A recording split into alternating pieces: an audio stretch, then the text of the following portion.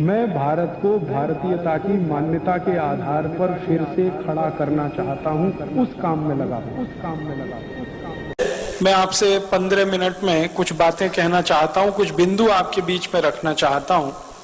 स्वदेशी से स्वावलंबी भारत, ये बात हमें आजादी के 60 साल के बाद कहने की क्या जरूरत है, क्योंकि ये बात तो लोकमान्य तिलक आजादी के पहले कहा करते थे। लोकमान्य तिलक सन 1905 में यही बात पर जगह जगह वर्कशॉप, सेमिनार, सिंपोजियम्स किया करते थे, स्वदेशी से स्वावलंबी भारत। 1905 से 1911 तक सैकड़ों बार उन्होंने इस विषय पर परिचर्चा आयोजित की है। इसी तरह से 1905 से 1911 के बीच में लाला लाजपत राय स्वदेशी से स्वावलंबी भारत की बात किया करते थे। इसी तरह से कलकत्ता के और पूरे बंगाल और भारत के एक बहुत बड़े क्रांतिवीर अरविंदो घोष स्वदेशी से स्वावलंबी भारत की बात किया करते थे। हमारे देश के आजादी के एक बहुत बड़े नायक महात्मा गांधी आजादी के पूरे समय में, माने आजादी के आंदोलन के पूरे समय में स्वदेशी से स्वावलंबी भारत की बात किया करते थे। तो स्वदेशी से स्वावलंबी भारत की बात करने वाले आजादी के पहले के नेता थे। अब आजादी के 60 साल के बाद हमको स्वदेशी से स्वावलंबी भारत की बात क्यों करनी पड़ रही है? क्या हमारी मजबूरी है? क्या हमारी तकलीफ है? हमारा दुख क्या है? हमारा दर्द क्या है? हमारी पीड़ा क्या है? क्यों हमें यही बात कहनी पड़ रही है जो कभी गांधी जी को कहनी पड़ी, लाला लाजपत राय को कहनी पड़ी, विपिन चंद्र पाल को कहनी पड़ी, लोकमान्य तिलक को कहनी पड़ी? वही बात आज क्यों कहनी पड़ रही है? अब तो आजादी आ गई है, अब तो अंग्रेज चले गए हैं, अब तो ईस्ट इंडिया कंपनी भी नहीं है इस देश में। तब तो हम अंग्रेजों के गुलाम थे, ईस्ट इंडिया कंपनी के गुलाम थे, इसलिए हम स्वदेशी की बात करते थे। अब आजादी के 60 साल के बाद फिर स्वदेशी की बात क्यों करनी पड़ रही है? ये गंभीर प्रश्न है और वो प्रश्न मैं आपके सामने खोलना चाहता हूं। बात ऐसी है कि हमारे देश में 15 अगस्त 1947 को सत्ता हस्तांतरित तो हो गई, आजादी नहीं आई, स्वतंत्रता नहीं आई इस देश में। 15 अगस्त 1947 को गोरे अंग्रेजों से काले अंग्रेजों को सत्ता का हस्तांतरण हो गया। स्वतंत्रता नहीं आई, आजादी नहीं आई, क्योंकि स्वतंत्रता का मतलब है अपने तंत्र में जीना, आजादी का मतलब है अपनी व्यवस्थाओं में जीना। स्वदेश माने अपने देश की व्यवस्थाओं में जीना, अपने तंत्र की व्यवस्थाओं में जीना, तब हम स्वतंत्रता की बात कर सकते हैं। लेकिन आजादी के 60 साल के बाद तो एक भी तंत्र ऐसा बना नहीं इस देश में जो अपना हो। जिस संसद से कानून पारित होते हैं वो संसद अंग्रेजों की बनाई हुई है, वो अपनी कहां है? ये गोल गुंबद जो शून्य जैसा है, ये तो अंग्रेजों का बनाया हुआ ढांचा है 1927 में, जिसको महात्मा गांधी ने बहुत कड़े शब्दों में कहा था कि बम लगा के उड़ा दो इसको। गांधी जी के शब्द हैं ये। संसद को उड़ा दो, राष्ट्रपति भवन को उड़ा दो, क्योंकि वो वॉयसराय का घर हुआ करता था, गुलामी का प्रतीक है। तो गांधी जी से किसी ने कहा कि बापू आप तो अहिंसा वाले आदमी हैं और आप कह रहे हैं इसको उड़ा दो, तो उन्होंने कहा गुलामी के प्रतीकों को संभाल कर नहीं रखा जाता। कोई देश दुनिया में ऐसा नहीं है जो अपनी गुलामी के दौर के प्रतीकों को साज कर, संवार कर, धोकर और पोंछ कर रखता। हमने रखा हुआ है। हमारा तंत्र जो संसद हमने बनाई है, दुर्भाग्य से जिसको हम संसदीय लोकतंत्र कहते हैं, ये तो अंग्रेजों का सिस्टम है पूरा का पूरा, जिसको इंग्लैंड में वेस्टमिनिस्टर सिस्टम कहा जाता है, उसको हमने दुर्भाग्य से पार्लियामेंट्री डेमोक्रेटिक सिस्टम कहना शुरू कर दिया, जो कहीं से भी पार्लियामेंट्री नहीं है और कहीं भी डेमोक्रेटिक नहीं। आजादी आई नहीं है, स्वतंत्रता मिली नहीं है। बस इतनी ही स्वतंत्रता और आजादी है जो मैं आपसे कह रहा था कि पहले गोरे अंग्रेजों का शासन चलता था, अब काले अंग्रेजों का शासन चलता है। व्यवस्थाएं सबकी सब वही हैं, कानून सबके सब वही हैं, नीतियां सबकी सब वही हैं। सब कुछ अंग्रेजों के जमाने का आज भी चल रहा है इस देश में। इसलिए हमको आज भारत स्वाभिमान की तरफ से स्वदेशी की बात फिर करनी पड़ रही है, क्योंकि सब कुछ अधूरा है 15 अगस्त 1947 के बाद। मैं आपको बहुत दुख के साथ एक बताना चाहता हूं, अंग्रेजों ने भारत को गुलाम बनाया और भारत जैसे 50 देशों को गुलाम बनाया। उनमें से कुछ देश हैं जैसे कनाडा है, ऑस्ट्रेलिया है, न्यूजीलैंड है, ये एक ग्रुप के देश हैं। भारत है, पाकिस्तान है, बांग्लादेश है, ये दूसरे ग्रुप के देश हैं। मॉरिशस है, श्रीलंका, ये तीसरे ग्रुप के देश हैं। ये ग्रुपिंग किस तरह की है? अंग्रेजों ने 3 तरह के देश गुलाम बना के रखे थे। एक देश को अंग्रेज कहा करते थे self governing colonies. Self governing colonies में ये था कनाडा, ऑस्ट्रेलिया, न्यूजीलैंड, ये अंग्रेजों का गुलाम था, लेकिन इनकी कैटेगरी थी सेल्फ गवर्निंग कॉलोनीज। माने वो देश कुछ कुछ अपने हित के कानून खुद भी बना सकते थे, लेकिन ज्यादा कानून अंग्रेज बनाते थे। दूसरे ग्रुप में श्रीलंका, मॉरिशस जैसे देश थे जिनको क्राउन कॉलोनीज कहा जाता था उस जमाने में। क्राउन कॉलोनीज में श्रीलंका था, मॉरिशस था, ये सूरीनाम वगैरह ये देश थे। और तीसरा था डिपेंडिंग कॉलोनीज, उनमें भारत, पाकिस्तान वगैरह वगैरह थे। डिपेंडिंग कॉलोनीज सबसे खराब गुलामी का ढांचा था, सबसे खराब गुलामी का। उसमें क्या होता था कि आपको अपने हाथों, अपने देश के लिए, अपनी व्यवस्थाओं के लिए कुछ भी करने का अधिकार ही नहीं है, सब कुछ अंग्रेजों के पास है, आप तो उनके पूरे डिपेंडेंट हैं। तो वो हम डिपेंडेंट अंग्रेजों के हो गए क्योंकि हमारे यहां गुलामी आ गई और वो हमारी कुछ छोटी मोटी गलतियों से आ गई। ईस्ट इंडिया कंपनी यहां व्यापार करने के लिए घुस गई। एक राजा था जहांगीर, उसने आगा न देखा न पीछा, लाइसेंस दे दिया व्यापार करने का। जैसे आजकल हमारे नेता विदेशी कंपनियों को व्यापार करने के लाइसेंस दे देते हैं थोड़े से पूंजी के लालच में कि विदेशी पूंजी आएगी, थोड़ी विदेशी पूंजी आएगी। इन मूर्ख नेताओं को यह नहीं मालूम है कि बाहर के बोतल के दिए हुए खून से कोई मरीज जिंदा नहीं बचता। अगर किसी व्यक्ति का खून बनना बंद हो जाए, अगर किसी देश में पूंजी का उत्पादन होना बंद हो जाए, तो बाहर की पूंजी लाकर किसी देश का विकास नहीं हो सकता। जैसे किसी मरीज के शरीर में खून बनना बंद हो जाए, तो बोतल का खून चढ़ाकर कितने दिन जिंदा रखेंगे आप उस मरीज को? आखिर उसको आज नहीं तो कल अपना खून बनाना ही पड़ेगा, तभी वो जिंदा रहेगा। वैसे ही पूंजी की जरूरत है तो पूंजी उत्पादन का तरीका बढ़ाना पड़ेगा, बनाना पड़ेगा, न कि ये कि हम भीख मांग के हमेशा पूंजी लाएंगे। तो विदेशी पूंजी पर आधारित ये देश बनाने के चक्कर में सारे दरवाजे खोल दिए। आजादी मिलने के 50 साल भी पूरे नहीं हुए, सारे दरवाजे फिर खुल गए। फिर से विदेशी कंपनियों का स्वागत है, ग्लोबलाइजेशन है, लिबरलाइजेशन है, प्राइवेटाइजेशन है। हजारों हजारों कंपनियों को बुलाया जा रहा है, हर एक क्षेत्र में उनको व्यापार करने का लाइसेंस दिया जा रहा है। जिन जिन क्षेत्रों में हम व्यापार करते थे अच्छा, वहां भी उनको बुलाया जा रहा है। पानी बेचने के लिए विदेशी कंपनियां आ गई, आलू का चिप्स बेचने के लिए आ गई, टमाटर की चटनी बेचने के लिए आ गई, आम का अचार बेचने के लिए विदेशी कंपनियां आ गई, डबल रोटी, पाव रोटी बेचने के लिए, अंडरवियर, बनियान बेचने के लिए विदेशी कंपनियां, क्रीम पाउडर, लिपस्टिक बेचने के लिए विदेशी कंपनियां। साधारण सी छोटी छोटी चीजों से लेकर हर बड़ी चीज तक सब कुछ विदेशी बेचेंगे इस देश में, ऐसा माहौल बनाया जा रहा है।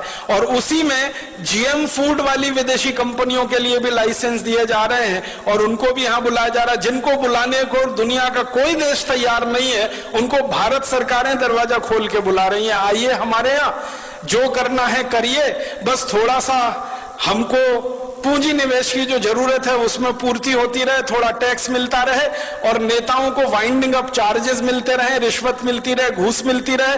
हर विदेशी कंपनी के लिए दरवाजा खुला है। ऐसा लगता है कि भारत कोई खैराती धर्मशाला हो गया है जिसमें हर एक के लिए दरवाजा खुला है, सबको बुलने आने की खुली छूट है। अभी थोड़े दिन पहले हम जिनको भगा रहे थे भारत छोड़ो, अब उनको बुला रहे हैं वापस आओ।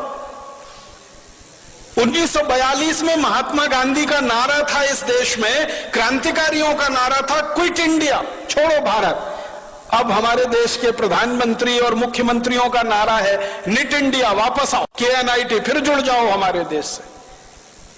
तो इतनी बेशर्म हमारे देश में नेतागिरी आई है, क्योंकि मैंने पहले ही कहा कि ये गोरे अंग्रेजों की जगह काले अंग्रेजों ने ले ली है। दिल दिमाग उनका वैसे ही चलता है जैसे अंग्रेजों का चलता था। आज हमारा देश दुर्भाग्य से पूरा का पूरा खतरे में है, क्योंकि ऐसे नेता देश में कुर्सी पर काबिज हैं जो हर क्षेत्र में विदेशी कंपनियों को बुला रहे हैं। उन्होंने इतिहास से सबक नहीं सीखा है कि एक गलती जहांगीर ने की थी जिसकी सजा पूरे देश ने 200 साल भुगती थी। अब लग रहा है कि जहांगीर ही जहांगीर पैदा हो गए हैं। मुझे तो कई बार ये व्यंग में कहने को मन करता है, जहांगीर मरा नहीं है, उसी की आत्मा हमारे देश के नेताओं में प्रवेश कर गई है। जो देखो विदेशी कंपनी को लाने के लिए विदेश जा रहा है, लाल कालीन बिछाकर उनका स्वागत कर रहा है। हमारा देश ऐसा हो गया। अब विदेशी कंपनियां घुस गई, हजारों हजारों की संख्या में घुस गई। इन कंपनियों ने जिंदगी के हर क्षेत्र पर कब्जा कर लिया। सवेरे आप सोकर उठें तो आपका टूथपेस्ट, बाथरूम में जाएं तो शेविंग किट्स, फिर नहाए तो उसके बाद साबुन, फिर कपड़ा धोएं तो उसके साबुन, फिर बाहर निकले तो कपड़े पहने, जूते पहने, चप्पल पहने, क्रीम पाउडर लिपस्टिक इस्तेमाल करें, सब कुछ विदेशी। सवेरे से शाम तक, रात को सोने जाए तो मच्छर भगाने वाली अगरबत्ती भी विदेशी, और जिस मच्छरदानी में सोए वो मच्छरदानी विदेशी, जिस बिस्तर पे सोए उसका गद्दा विदेशी, गद्दे के ऊपर चादर विदेशी, सब कुछ विदेशी हो गया। 50 साल पहले तक इस देश में स्वदेशी स्वदेशी स्वदेशी स्वदेशी मंत्र हुआ करता था। आज इस देश के नेताओं ने विदेशी विदेशी विदेशी सब बना दिया। तो आजादी के 60-62 साल में हर क्षेत्र में विदेशीकरण जब हो रहा हो तब स्वदेशी की बात करनी ही पड़ेगी। और आजादी के 60-62 सालों में जब हर क्षेत्र में परावलंबन बढ़ रहा हो तो हमें फिर स्वावलंबन की बात करनी ही पड़ेगी। इसलिए स्वदेशी से स्वावलंबन की बात आज हमें करनी पड़ रही है। मैं आपको एक बहुत खराब बात कहना चाहता हूं, लेकिन वो आपको जानना जरूरी है एक सच के रूप में। हमारे देश में आजादी जब आने के लिए आंदोलन चल रहा था, संघर्ष चल रहा था, तो नेताओं के 2 वर्ग थे। एक वर्ग था नेताओं का जो ये कहता था संपूर्ण आजादी चाहिए और अपनी शर्तों पर चाहिए, क्योंकि कोई भी देश दूसरे देश को गुलाम बनाए ये उसके संवैधानिक अधिकार का हनन है। किसी भी देश को गुलाम बनाना किसी भी सभ्यता में, किसी भी संस्कृति में, किसी भी समय में परमिसिबल नहीं है, उसकी अनुमति नहीं है। तो एक वर्ग था देश में नेताओं का, जिनमें लाला लाजपत राय, विपिन चंद्र पाल, लोकमान्य बाल गंगाधर तिलक, अरविंदो घोष, भगत सिंह, ऊधम सिंह, चंद्रशेखर आजाद, सुभाष चंद्र बोस, अशफाक उल्लाह, राम प्रसाद बिस्मिल, ये सब क्रांतिकारियों की एक लंबी सूची है जो ये मानते थे कि आजादी चाहिए, स्वतंत्रता चाहिए और हमारी शर्तों पर चाहिए, अंग्रेजों की शर्तों पर नहीं। लेकिन इसी देश में एक दूसरा वर्ग था नेताओं का जो ये कहता था कि ना आजादी चाहिए ना स्वतंत्रता चाहिए, हमको तो अंग्रेजों की साठगांठ करके सरकार चाहिए। ना आजादी चाहिए ना स्वतंत्रता चाहिए, अंग्रेजों के साथ कुछ दोस्ती हो जाए, एक खराब शब्द है कोलिशन बन जाए अंग्रेजों के साथ, गवर्नमेंट हो जाए हमारी।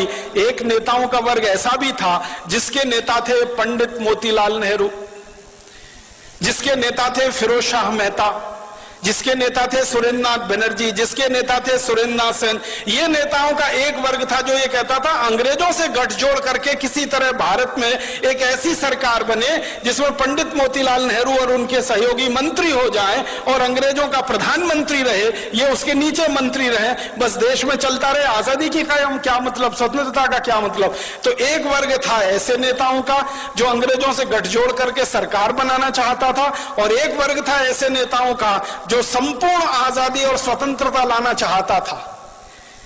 दुर्भाग्य क्या हुआ, जब यह देश आजाद हुआ तो जिस नेता के हाथ में यह कमान गई या जिन नेताओं के समूहों के हाथ में देश की आजादी की कमान गई, वो वही थे जो अंग्रेजों के साथ मिलकर किसी तरह देश में सत्ता और गठजोड़ करना चाहते थे। तो मानसिकता अंग्रेजियत वाली थी। तो आजादी मिलते ही उन्होंने देश में वो कुछ भी नहीं किया जो होना चाहिए था आजादी के तुरंत बाद। हमारी भाषा विदेशी हो गई क्योंकि हम गुलाम थे। आजादी आई तो भाषा स्वदेशी होनी चाहिए, वो नहीं हो पाई। हमारी भूषा विदेशी हो गई थी जो आजादी के पहले थी, हमारी भूषा स्वदेशी होनी चाहिए थी, वो नहीं हो पाई। हमारा भोजन विदेशी हो गया था। अंग्रेजों के समय में अंग्रेजों के बाद हमारा भोजन स्वदेशी होना चाहिए था, वो नहीं हो पाया। हमारा भजन विदेशी हो गया था अंग्रेजों के जमाने में, वो भजन स्वदेशी होना चाहिए था, वो भी नहीं हो पाया। ना भाषा बदली, ना भूषा बदली, ना भोजन बदला, ना भजन बदला। और तो और भेषज हमारी औषधि जो पूरी स्वदेशी होनी चाहिए थी आयुर्वेद आधारित, वो पूरी की पूरी अंग्रेजियत आधारित एलोपैथी में चला गया। माने आजादी के बाद बदला कुछ नहीं, ना भाषा, ना भोजन, ना भूषा, ना भेषज, ना भजन, कुछ नहीं बदला। बदला क्या? एक ही चीज बदली, माउंटबेटन की जगह पंडित जवाहरलाल नेहरू, माउंटबेटन की जगह उनके मंत्रिमंडल के XYZ, और कुछ नहीं बदला इस देश में, सबका सब वैसे का वैसा ही रहा। हमारे देश में संविधान सभा बनाई गई, संविधान सभा में बार बार बहस हुई भाषा के सवाल पर, लेकिन उस मामले को पीछे लटकाया गया।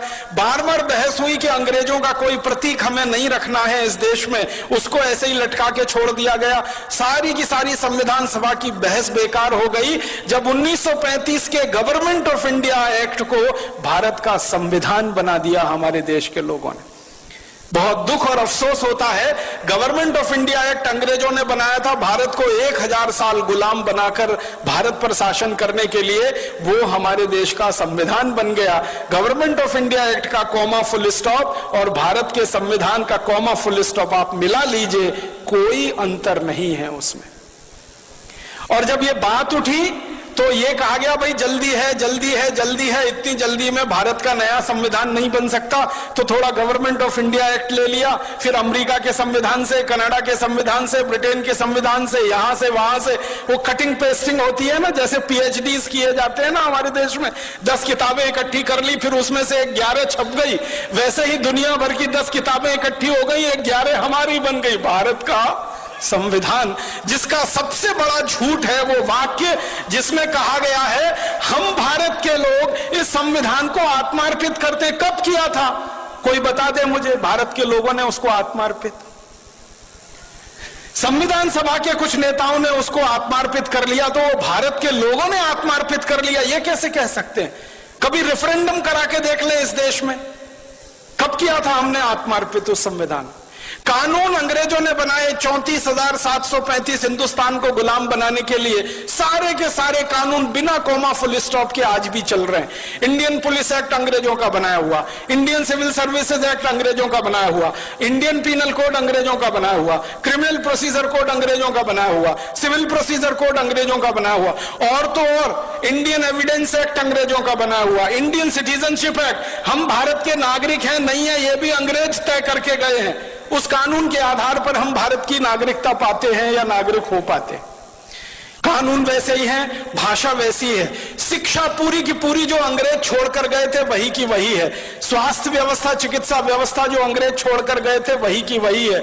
हमारे देश की एक भी व्यवस्था नहीं बदली है सिवाय एक नाम बदलने के, कि जहां पहले माउंटबेटन का नाम होता था, कर्जन का नाम होता था, लिलिथगो का नाम होता था, वॉरेन हेस्टिंग्स का नाम था, क्लाइव का नाम था, वहां पर अब हमारे हिंदुस्तान के कुछ देशी नाम आ गए, व्यवस्था सब की सब वही है। और तो और मैं आपको एक शर्म की बात बता रहा हूं, आजादी मिलने के 50 साल बाद तक हिंदुस्तान की संसद में बजट शाम को पेश होता था, शाम को 5 बजे, आजादी मिलने के 50 साल बाद तक। क्यों? जब हमारी संसद में शाम के 5 बजते हैं तो लंदन की संसद में सवेरे के 11:30 बजते हैं। ब्रिटिश संसद में सवेरे 11:30 बजे किसी को सुनना हो बजट तो अंग्रेज सुन सके, इसके लिए आजादी मिलने के 50 साल बाद तक, सन 1997 तक बजट शाम को 5 बजे आता रहा। इतनी गुलामी में यह देश रहा है, इतनी गुलामी। अंग्रेजों ने वंदे मातरम को बैन कर दिया था हमारे देश में, आजादी मिलने के 50 साल बाद तक हमारे देश की संसद में वंदे मातरम नहीं गाया जा सका।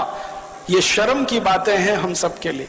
तो इसलिए हमारा मानना है, कम से कम मेरा तो मानना है, आजादी आई नहीं है, स्वतंत्र, कम से कम मेरा तो मानना है आजादी आई नहीं है, स्वतंत्रता मिली नहीं है, सत्ता का हस्तांतरण हो गया, गोरे अंग्रेज चले गए, काले अंग्रेज आ गए, देश वैसे ही चल रहा है, व्यवस्था वैसे ही चल रही है। इसलिए न किसानों की हालत सुधरती है, न मजदूरों की हालत सुधरती है, न गरीबों की हालत सुधरती है, न मजलूमों की हालत सुधरती है, क्योंकि ये व्यवस्था जो आज चल रही है, ये तो अंग्रेजों ने बनाई थी लूट के लिए, खसोट के लिए, बर्बादी के लिए। आजादी मिलने के बाद अगर व्यवस्था वही चलेगी और आप ये कहो लूट ना हो, तब तो ये होने वाला नहीं है। लूट तो इस व्यवस्था का मुख्य आधार है।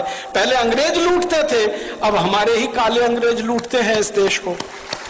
पहले अंग्रेज लूटते थे इस देश को और लाखों करोड़ों रुपया लंदन लेके जाते थे। एक अंग्रेज का जानकारी देके मैं खत्म कर रहा हूं। रॉबर्ट क्लाइव नाम का एक अंग्रेज था, हिंदुस्तान आया, बंगाल का राजा बन गया, गवर्नर हो गया, लूटना शुरू किया उसने। कलकत्ता नाम के शहर को 7-8 साल लूटा। लूटने के बाद सारा माल लेके लंदन गया। ब्रिटिश पार्लियामेंट में उसकी शिकायत हो गई। कई लोगों ने उसकी शिकायत की कि इसने बहुत अत्याचार किए हैं भारत में और लूट मचाई है, तो उसके खिलाफ मुकदमा चला। वो अंग्रेजों का पहला और आखिरी अधिकारी था जिसके खिलाफ मुकदमा ब्रिटिश पार्लियामेंट में चला। तो एमपीस कुछ खड़े हो गए और उससे पूछने लगे, भाई तुमने क्या लूटा है, कितना लूटा है? तो कहता है कि मैंने जितना भी लूटा है उसका आकलन तो नहीं किया है, लेकिन भारत से लाने के लिए पानी के मुझे 900 जहाज लगे, 900 शिप्स भर के मैं सोना, चांदी, हीरा जवाहरात कलकत्ता से लूट कर लाया। तो फिर एक अंग्रेज पूछता है इसका वैल्यू बताओ, तो कहता है रफली 1000 मिलियन स्टर्लिंग पाउंड्स। एक अंग्रेज इतना लूट के ले गया, लंदन में उसने जमा कर लिया। तो ये तो अंग्रेज था जो विदेश से आया और हिंदुस्तान को लूट कर ले गया। अब काले अंग्रेजों ने इस देश का 72,80,000 करोड़ रुपए पिछले 60 साल में लूटा है और स्विट्जरलैंड की बैंकों में जमा कर रखा है। आप बताइए इनमें और अंग्रेजों में क्या फर्क है? तो इसलिए इन काले अंग्रेजों के खिलाफ ऐसी ही लड़ाई लड़नी पड़ेगी जो गोरे अंग्रेजों के खिलाफ लड़नी पड़ी थी। इन काले अंग्रेजों को हिंदुस्तान से ऐसे ही भगाना पड़ेगा जैसे कभी अंग्रेजों को भगाना पड़ा था, और इस व्यवस्थाओं को खत्म कर देना पड़ेगा जो अंग्रेज हमारे यहाँ छोड़कर चले गए हैं। हमारी पूरी की पूरी कृषि व्यवस्था और कृषि नीति अंग्रेजों की है, वाणिज्य व्यवस्था, वाणिज्य नीति अंग्रेजों की है, टैक्सेशन का सारा सिस्टम अंग्रेजों का है, एजुकेशन पूरा अंग्रेजों का है, सिलेबस पूरा अंग्रेजों का है। और तो और सब्जेक्ट नहीं बदल पाए हम आजादी के 60 साल में। एंथ्रोपोलॉजी अंग्रेज पढ़ाया करते थे गुलाम लोगों के अध्ययन के लिए, वो आज भी पढ़ाया जा रहा है इस देश में। तो बहुत शर्म है हम सबको अपने आप पर और अफसोस है।